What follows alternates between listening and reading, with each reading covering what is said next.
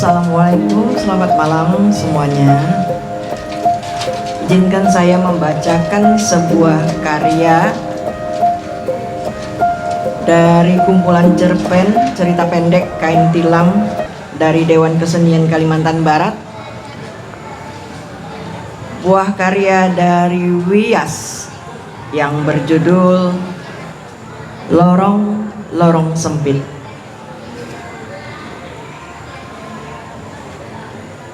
Gubuk tua yang reot ini, di mana aku dan keluargaku tinggal, penuh dengan beragam dongeng dari sekian penghuninya yang mempunyai bermacam latar belakang.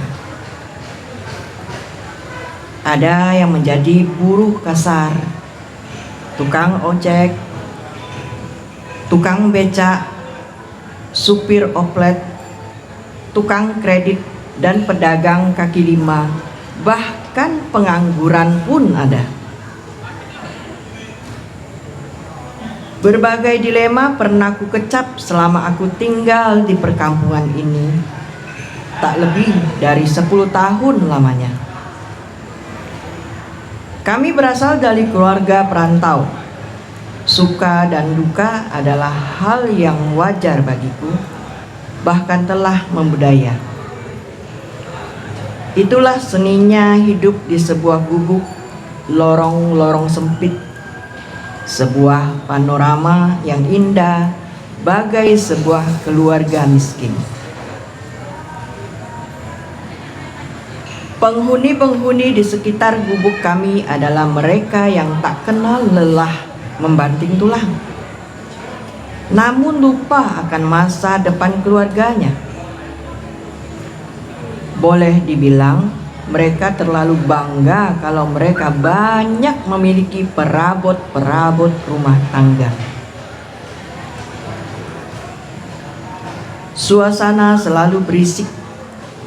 Kadang alunan suka berkumandang, kadang alunan duka mengangkasa. Kadang juga suara-suara sumbang serta cekcok kiri kanan semarakkan kehidupan sehari-hari.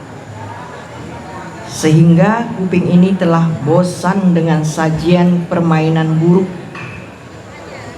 Salutnya, mereka itu masih mempunyai rasa gotong royong, walau secuil. Kehidupan yang unik dan jarang terjadi agaknya di sebuah kota yang sibuk dan damai, apalagi kota besar. Semilir angin malam gugah suasana. Bulan sepenggal tertunduk. Berat rasanya malam tanpa rias bintang. Sejenak harapanku singgah sebuah pena. Dengan secarik kertas bekas pembungkus bumbu dapur, ku gores beban dan ku renungi maknanya. Agaknya ide baru ku dapat. Aku sangsi apakah ide itu dapat ku pertanggungjawabkan serta ku jalankan dengan baik, sehingga mampu merubah dan dapat kami petik bersama penghuni lorong-lorong sempit ini. Tahukah apa sebenarnya ideku itu? Jawabnya sederhana, tapi indah bagai sebuah sajak dan syair-syairnya yang mengalun pada permukaan telaga bening. Transmigrasi. Ya, indahnya bukan? Transmigrasi ke daerah yang lebih lapang serta subur. Jika saja penghuni lorong-lorong sempit ini mau turut serta, tentu sebuah kebanggaan terpacak pada relung hati ini. Betapa tidak, mereka akan hidup makmur dan bahagia.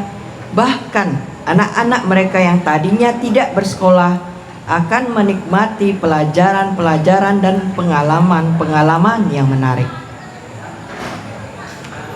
Mereka kan terpelajar, Ya, mereka akan mengangkat derajat keluarga mereka nantinya. Mereka kan terpelajar ya, mereka akan mengangkat derajat keluarga mereka nantinya. Itu kalau cita-citaku tercapai dan terlaksana. Siapa yang tak ingin menggapai dan memetik bintang di langit biru?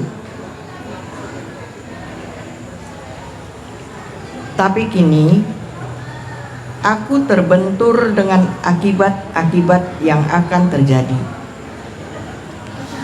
Apakah mereka mau diajak serta?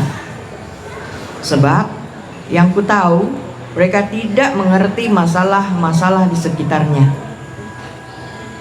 Ya, kalau saja mereka itu terpelajar, mungkin bisa diatasi. Tantangan selalu menanti dengan ganas, tak peduli apapun. Gila, itu rencana gila mas, kata Rati, calon istriku, ketika aku ceritakan maksudku. Tidak, itu hal yang wajar. Tak inginkah kamu melihat mereka bahagia? Memang kita harus berjuang dan berusaha untuk meyakinkan mereka bahwa maksud kita ini baik buat kelangsungan hidup mereka, masa depan mereka juga. Gila tuh. Mas Tok tahu mereka adalah pendatang dari berbagai daerah. Tujuan mereka kemari adalah untuk mencari nafkah dan harta benda. Dan bukan hanya itu saja, mereka mempertaruhkan nama mereka juga. Jika mereka pulang ke kampung halaman tanpa hasil, mereka akan dicemooh, mereka akan malu. Sebuah persaingan yang kurang waras. Namun begitulah kenyataannya. Apalagi jika mereka suruh balik ke tempat yang begitu terpencil. Bertahun-tahun mereka baru bisa mendapatkan hasil. Mereka tentu akan bosan. Mereka inginnya serba cepat, ucap Rati. Matanya berkaca-kaca menatapku, seakan-akan ideku tak mungkin terkabul.